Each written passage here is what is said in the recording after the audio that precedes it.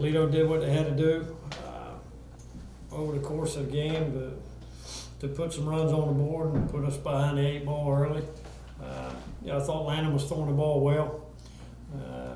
Then there in the third inning, it's 2 outs, nobody on. We walked the leadoff hitter, and then they get a single and an error, and roll the first run across. And then the next half, it gives up a leadoff single. Not that big a deal. We get a ground ball, and we're a little bit unlucky in the fact that it's probably a double play ball, and it hits the bag and kicks away.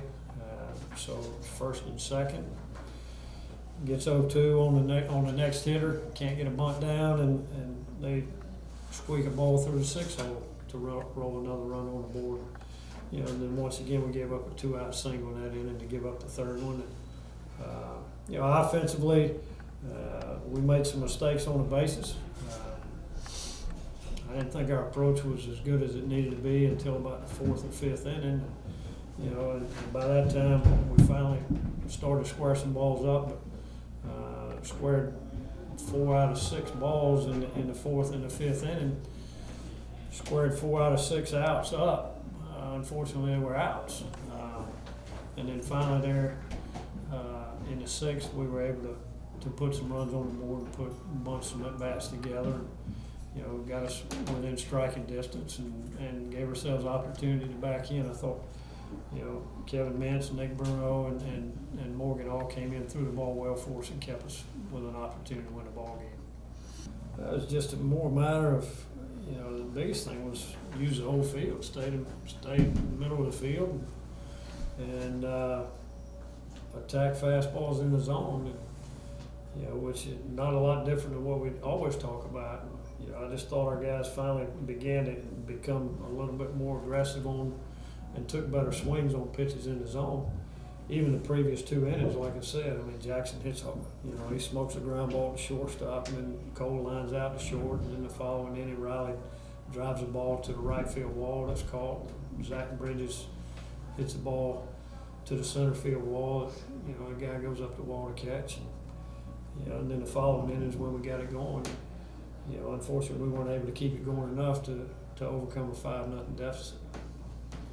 I know you already talked about some of the struggles. Can you just highlight some of the biggest ones you saw there today? Like I said, we had a couple base running mistakes. We got a green light with Riley and 2 outs and second base. He's in scoring position. We just want to get moving. Maybe it opens up a hole for Zach, but he leaves early, and ends up giving the pitcher a chance to step off and get the out at third base and close the inning out. And then Greg, following inning, Greg's on base with a chance to get to second.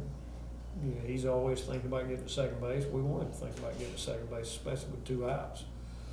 And, their pitcher did a nice job, 3 picks in a row, and, Greg got a little anxious and ended up getting stuck. We misplayed some balls in the air tonight that certainly out of the norm for the guys that misplayed those balls. Those are plays that we've got to be able to make. The one pop up in the shallow center field, it turns into a two base mistake to lead an inning off, and that was the last inning they scored 2. So they kind of opened the gate for them. Obviously not the outcome you wanted, but I saw some positive things out there today. As a coach, what did you see out there that you liked? I like the way that Kevin Mintz came in and attacked his zone. I like the way Nick Bruno and Blake Morgan came in and attacked it to keep us where we were, to give our offense a chance.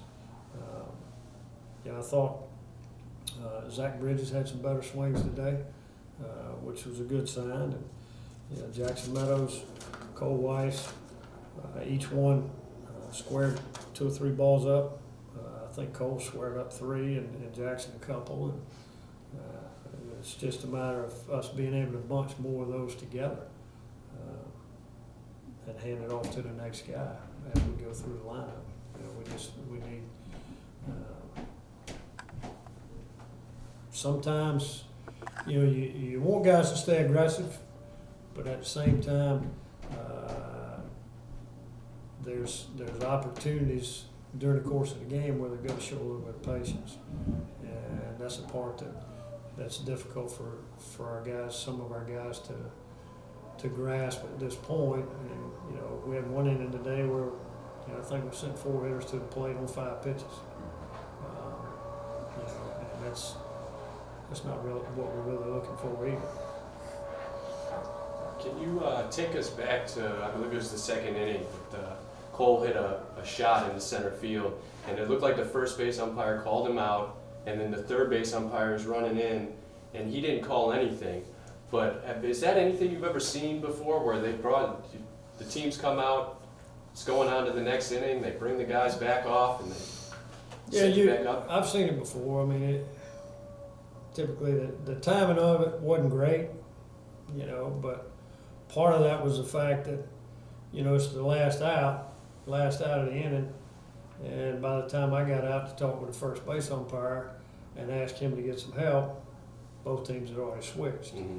And, you know, then they discussed it, and, you know, they made the change because I guess the other umpires felt like they saw the ball trapped as opposed to caught. I thought the ball was trapped because the center fielder kind of showed that in the fact that as soon as he caught the baseball, he got off the ground and made a throw to second base. And so I felt like, you know, it looked to me like it was trapped, but then once he reacted that way, I felt pretty sure that was the case.